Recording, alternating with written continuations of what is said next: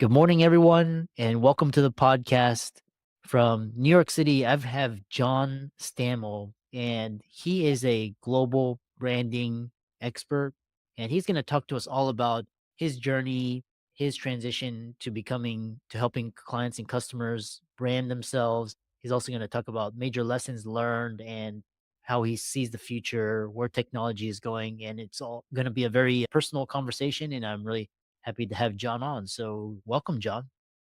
Great. Thank you, Chris. Great to be here. Yeah.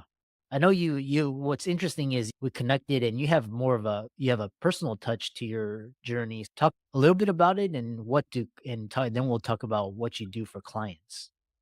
I think personally, I've never believed in boundaries or in limits. I think that you can always think about something that you might not otherwise attain if you hemmed yourself in. And I think that has opened up some great opportunities for me around the world. And I've literally done business around the world. And I think if I had a much more closed mindset, that would not have happened. Yeah, fascinating. And one thing we'll talk about is we'll talk the number one thing that clients come to you for, if there was one like frustration, pain point, aspiration, what do they come to you for and how do you help them? Today, and this has evolved and changed over the years, but today primarily because they're trying to understand their customers and to gain customer insights and to be able to engage with their customers based on what their customers are telling them, what their customers' perceptions of their company are. And so we have a marketing platform that enables brands to ask customers questions in a number of different ways. It can be market research, but it isn't always that way. There are other ways to engage with them. And then the brands on our platform can create personas around each customer based on their interests, needs, perceptions, motivations, emotions, and can then engage with them with content that is specific to what every individual needs. Yeah. And then a follow-up question I have for you is you talk about in terms of branding is all about marketing and you talk about the coming transition from transactional marketing and now we're in relationship marketing and how is AI going to change this dynamic? Okay, so I would change my definition of branding a little bit or say what it's about. I think it's really about understanding customers and understanding what they want from you and then being able to match that with what you offer. When you get to AI, what AI enables you to do is to accumulate massive amounts of customer insights and then categorize them. And then if you have the right technology to append those categories to each individual's data file so Oh, that you can then segment them based on not just what they believe, but why they believe it, because that's what's really important. we have you mentioned how and why clients come to you. And so your process of because obviously you want to have a good fit. And so what are the top 2 questions that you always ask your clients to determine, and what does that tell you based on the response? Of course, we wanted them to describe their business, but I think it's really understanding what their pain points are. Well, what is working, what isn't working, and why? And then can we help them? Does our platform work for them? Do we have the experience in their business that will also help them and then solving those challenges? Interesting. And, so the other question is, what makes you different from other marketers, and what do marketers often miss about their customers? I think there's a tendency of a lot of marketers to work by rote or work by a specific formula that's been out there for a while. And we tend to be a little bit more creative in opening up the possible solutions to people.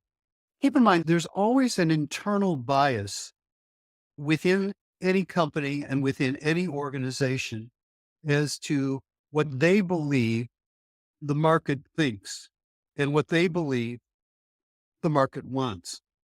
But it's really hit or miss then. If you're big enough, if you're Amazon, you can do a lot of guesswork just simply based on past behavior people have bought and how they interact with your platform. But if you're a small to medium sized company, you don't have that luxury. And so you really need to go get out there in the market and find out. Back when I went to business school, a professor, I believe at Harvard or Stanford, who wrote a lot, Peter Drucker, had an expression which was managed by walking around. And what he had in mind was basically asking people what they thought, what they wanted, and then taking his own ideas and matching those to what the customers wanted. If you go back to the founding of Walmart, Sam Walton was famous for going to the stores and being a greeter at the door and talking to people and asking them what they wanted. So now with technology today, we're able to do that on a much larger scale, but also to keep people individuals so that we can engage in individual conversations at scale. And what's the number one thing you tell your clients? Be creative, ask questions. I think asking is much more important than telling, and always look outside yourself for what the answers are. Mm, interesting. So the other questions is you talk about why consumer interest, needs, and perceptions are more important than past behavior. Why? It's I believe it's better to know what your customers want today and aspire to tomorrow than what they did in the past. You What they did in the past can be of some help as to what they might purchase or experience or do, but really listening to them as to here's where I'm going, here's where I want to be next year or the year after. And I think that if you plan your marketing based on those kinds of factors, you're going to be more successful. Mhm. Wow. So, we'll kind of transition from what you do and this the more personal. If you had three, you have to list three things you've learned in life. What would they be? Take risks, always ask questions, and be as creative as you possibly can. Mm, interesting. You also talk about you were smuggled into a South American country and bribed out and facing down soldiers amid a foreign country's upheaval. What did you learn from that, or what did you take away from that experience? I think certainly those 3 points that you just asked me about all apply in those situations, and you mix 2 different situations there, but on the first one was I'll so that I don't offend any countries, I'll leave the name of the country out. But I was asked to speak at a large business conference in a foreign country, and I did not know and was not told by the conference organizers that I needed a visa to get into the country. So that when I was about to get on my flight in South America to go into that country, I was told that I need a visa, didn't have it. I called the conference organizers, they said they would have somebody come and pick me up. And so they drove me 6 hours through the night into that country. We were not stopped. We came close because they would have wanted to see my visa. And but of course I had to get out of the country. And so I had to, after the conference, so I had to show a visa. And the people that took me to the airport basically bribed the customs officials to stamp my passport and let me in. And I was really concerned as to how much that was going to cost. They asked me how much money I had. I had recently been in Europe and I had around 400 euros in my pocket, and I only had around 80 or $90. And it turned out that the customs was not interested in the euros. They only wanted dollars, and they took $60 to stamp my passport. Uh, Yeah. that was the first story. But there was one point where I landed on the border in this small town, and the airport actually shut down and turned off the lights because it was the last flight of the night. And my suitcase had not arrived either with me. And I was sitting on the curb looking at a town that was way off in the distance and just wondering, I've had a great career and now I'm sitting here in the middle of nowhere. I don't know if anyone's going to pick me up. What's happened here? And told the story to a lot of friends, and they've all said when they were asked to show their visa, they would have turned around and headed back to the US right then. So that was certainly taking risks. And of course, I had to ask a lot of questions and be creative along the way. The other one that you referred to actually took place in Chile. And it was in 1989, 88, when Pinochet was still in power. And I was asked to help the Chilean salmon industry develop a strategy for growing their business around the world. And when I got there, there were troops at the airport. There were demonstrations from labor unions that day. And I was told to go up into my hotel. I would be picked up before our meeting. I went up to my room in the hotel. I put a 300 millimeter lens on my camera and I ran out in the streets. And at a certain point, there were tear gas canisters landing near me. And so I ran right into somebody from the military who looked at me and said, if you value your head and your camera, you will get out of here fast. And I did. But that, of course, was taking a risk, possibly stupidly, but it was a great adventure and one that I think that I learned from and that I think a lot of people would probably shy away from. Interesting. And so relating it back to brand builder, have how it sounds like you've had a very storied and interesting life. How have all of your adventures related to your work as a brand builder? I think when we have a lot of personal stories, whether they're about adventures we've had, people we've met that have become role models, let's say, I think all of those add to your own personal brand. Look, if you've got nothing to say, but maybe what you learned in business school, you really don't have much of a brand. So your brand is really because those stories come out in your personality. And that's true of companies too. What's their story and how is that different from others? I haven't met anyone other than me that was bribed into a country and or smuggled into a country and bribed out. So that certainly adds to my brand. Yeah, interesting. The other question is this idea of the problem with a lot of people is this analysis paralysis. And so you have planning versus just do it. I'm curious to hear your thoughts.